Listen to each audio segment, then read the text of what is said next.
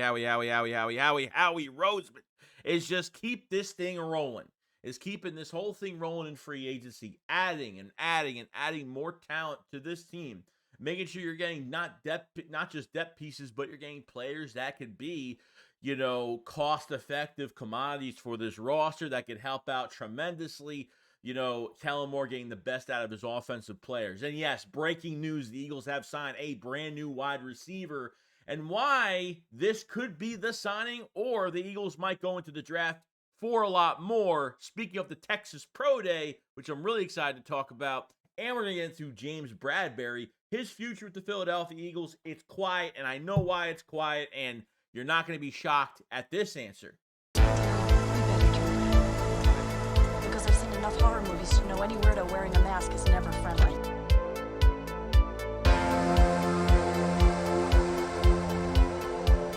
Yeah, what is going on, guys? I hope everyone's having a fantastic day today. So I want to go to some news on the Philadelphia Eagles. Now, a lot to tell here with, Howie Roseman, what he's been doing the past, really since the first day of free agency, really adding players to this roster. Once you get, the players that you really need, you're not going to go, not really going to get in the draft. You're moving on to some cost-effective commodities for this team, whether it's your defensive players or your offense. Kellen Moore getting the right guys here. Now, the Philadelphia Eagles have signed a wide receiver from the New York Giants. That is Parris Campbell, that really had his best season a couple years ago with the Indianapolis Colts with 623 yards on 63 catches for 3 touchdowns. Now, coming from the New York Giants, I don't see any players really panning out over there, as they have been really doing nothing the last few years, and they have been trying to find a wide receiver that could be productive, but they have more problems than we could shake a stick at this point. But the Philadelphia Eagles pick up Parris Campbell, that has shown that he has versatility, and not only that, but he has a lot of speed. But what you're getting out of Parris Campbell, which I think is a big upgrade, you have the route running capability with him, and I think Kellen Moore is going to really like using him a lot.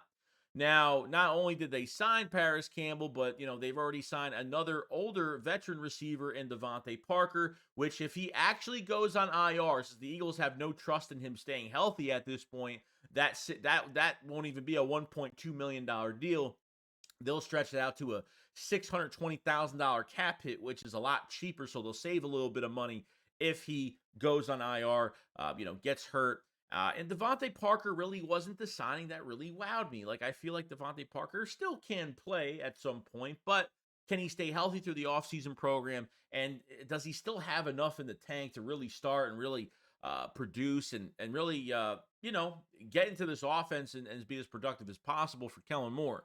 Parris Campbell, a couple years ago, had a fantastic season from what he was given in that offense, and with the Giants, didn't do much last year. I think a lot of receivers haven't been getting their chance last year. Obviously, quarterback play has been a mess, and the team just hasn't been drafting, or got to say, they haven't been signing good contracts to a lot of players to help the offense out. So that's what you're getting with Parris Campbell, but you're getting an upgrade over Quez Watkins, okay?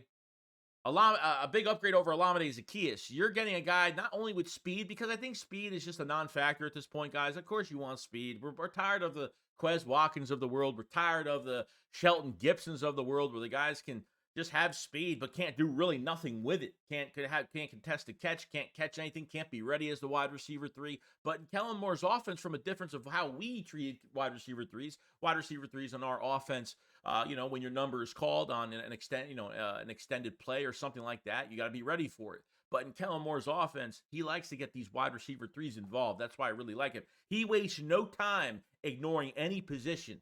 He loves the matchups. He's an X's and O guy. He's not the rah-rah type coach, but I'm telling you right now, we'll get the players excited because of the usage, and that should be 100% better than it was last year. I think anything would be better than last year. Pre-snap motion, you name it. I think a lot of these receivers are going to get involved. Now, Parris Campbell has a huge ceiling, okay? Because he's got the vertical route running. He's got the route running in general. The break of his route is fantastic. I mean, you can use him in almost any type of way possible, but you're adding tons of speed to your offense now with another guy like this that can go in motion, that can create some, confusion with the amount of weapons that the Eagles have offensively. It's almost bar to none. I mean, it separates ourselves from the league in a lot of ways. Parris Campbell has a really big chance to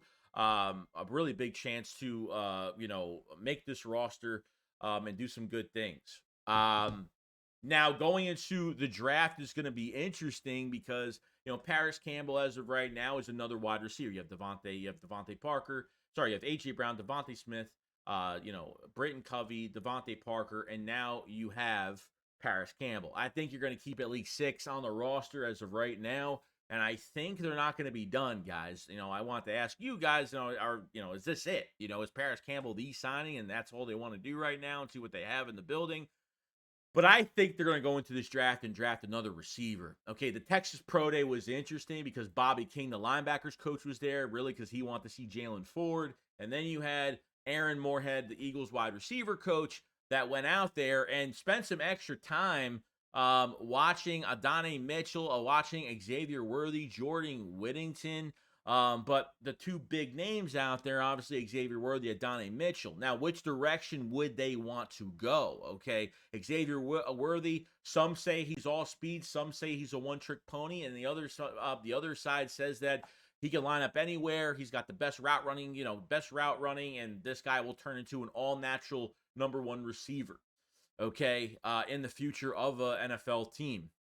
Now, Adonai Mitchell is more of your future type guy. Just say like you draft Adonai Mitchell, which he won't be a high pick. He'll be very affordable later on. Could drop to the second round or could be a late first, depending on how things go and how teams are looking at Adonai Mitchell because he is the bigger receiver, but he could be more of your future piece towards 2 positions because I think you could start one of these guys at your wide receiver 3, but I think Adonai Mitchell will have that more focus down the line because, he is a big body. And if AJ Brown leaves in a couple years, this could be your guy set next to Devontae Smith for the future. Or do you want to go after Xavier Worthy, rent him out, for a few years and have him strictly play in the slot and move him to the outside because Kellen Moore is going to put Devontae Smith on the inside at times, and you can really create some big mismatches with Xavier Worthy on the outside, stretch that defense out even more, and have more attention going his way, which will open up a lot for everybody else. So I'm actually really excited, really interested to see which direction they go here. Do I think Parris Campbell is going to be the last hurrah wide receiver right now? No, I think there's one more open spot. I think they're looking for that guy. At the end of the day, this Texas Pro Day, because I know they've spent some extra time. They talked to Xavier Worthy a couple of times. Adonai Mitchell, they talked to him. So I think at this point, this could be the Eagles doing their due diligence, just going to these pro days and just listening and watching and seeing what's going on with these players. But the second half to that is there could be some real interest where they're going to keep an eye on one of these 2 wide receivers going into this draft. And wondering if they will add another body, if Texas, if they're interested in one of these 2 guys, not only for just this year, but for the future. Do you think Xavier Worthy is a guy that could be that number 3 for the 2024 season? And could he actually be on the opposite side of Devontae Smith? Or, you don't want 2 of the same type of receivers in some case it's speed, less size, or do you kind of want to wait a little bit? And do you think Adonai Mitchell might be that pick because he is more of a future down the road start now, but could be a number 1 next to Devontae Smith down the road if AJ Brown doesn't re-sign with the Eagles, or he wants more money, or he wants to go somewhere else. So you always got to look, you have to look for your future piece. 2 years, 2 seasons goes by very fast, and AJ Brown's going to need a new contract. And depending if they bring him back or not, I don't know. I think that upgrade at wide receiver is coming from this draft. I don't believe that they're going to just stick with free agents when it comes to wide receiver 3. There's a lot of talent regarding not even just the first round, but going into the second round. And the Eagles have 2 second-round picks. They could grab a weapon immediately. Add more to your offense. Score more points. Add more youth to your defense and just get better on offense. I mean, you don't really need that much pieces other than some depth offensive line pieces. I think you're pretty much set, and I think they're going to could be targeting one of these Texas wide receivers as we speak. So a lot going on with wide receiver. Parris Campbell joining the Philadelphia Eagles, and that Texas Pro Day seemed like the Eagles had a lot of I know they're going to go to pro days, but apparently they were there a little bit longer, and the interest could be very, very, just for a wide receiver in general. I think they have a A lot of interest at wide receiver. They haven't brought any of these guys in on pre-draft visits yet, but just wait. I think Brennan Rice is the only receiver they have brought in, which is Gary Rice's son from USC. So I think that's the only guy they brought in right now at wide receiver. We'll see what happens down the road. But the Parris Campbell signing is strictly, it's a very, very good upgrade signing. I think this is an upgrade not only for speed, but for route running. And I think he fits in very well. And we'll get a lot of attention in this offense. And we'll get his shot this coming offseason in the offseason program. Now, the last thing I definitely want to talk about is James Bradberry. We haven't really talked about him because us Eagle fans are automatically thinking that Bradberry is just going to get cut, which it hasn't happened yet. So it's starting to make me think about a lot of different things regarding this roster. And look, Vic Fangio was a consultant for the Eagles in 2022, the Super Bowl year. Okay, when Bradberry was here, he was amazing. He had a really good camp and he had a really good season. Okay, but what is helping Bradberry? Okay, as much as I think Bradberry is more of a zone cornerback, no doubt, I felt like he's kind of fell off a little bit. But to be honest with you guys, everybody fell off. There wasn't one defensive player that played well all season. Everybody somewhat fell off the rest of the season. Everybody started to play really bad at the end of the season. None of these defensive guys were put in in a good position to win football games. Every position was flawed because you had no adjustments. You didn't have a defensive core that knew what they were doing, and switching defensive coordinators during the year did not help the Eagles at all. And James Bradberry has been a big target, for Eagle fans that he shouldn't be here. Okay, he's only a $4 million cap hit this year. Obviously, a post-June cut would have him at $10 million in dead money, and they can extend him 2 years, spread out that dead cap, and cutting him would be really no problem to move on. But I'm starting to think this, because since we haven't heard anything about, we're automatically thinking, why do all these mock drafts say the Eagles are getting a corner, when we already have corners? And I understand, like, if Bradberry was released or something happened to him, then sure, I guess it makes a lot of sense. But because Bradberry is still here, and I haven't heard one rumor that Bradberry is getting moved, or at least you could designate a player to a post-June cut.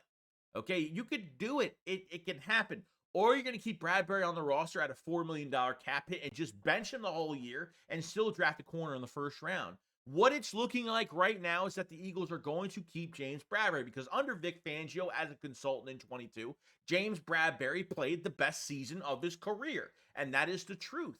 Okay, before he got to the Eagles, he wasn't a great cornerback with the New York Giants. I mean, the year prior to him coming here, he gave up over 800 yards. He hasn't been a Pro Bowler since 2020, and that was before that year. And, we were kind of a little nervous of bringing him in, but he had a really good camp, really good regular season. Him and Slay were just like this, but what's going to help that? Your linebackers blitzing, your linebackers playing downhill, you're running stunts for your defensive line. Your defensive line is hitting home. I think that's the one thing that really needs to happen because I think after the Super Bowl, I think after that last play, he got dunked on by the whole Eagles fan base and a lot of opposing fan bases for that stupid holding call he had at the end of the game, which kind of ruined the Super Bowl, didn't make it exciting, kind of just gave the Chiefs the easy win. I know our defense had a lot of issues in that game. I know our defensive coaching staff made a lot of issues in that game. Got to remember too that 2 weeks before the Super Bowl, Vic Fangio left. There was things that Vic Fangio was at the game, but who knows how involved he was.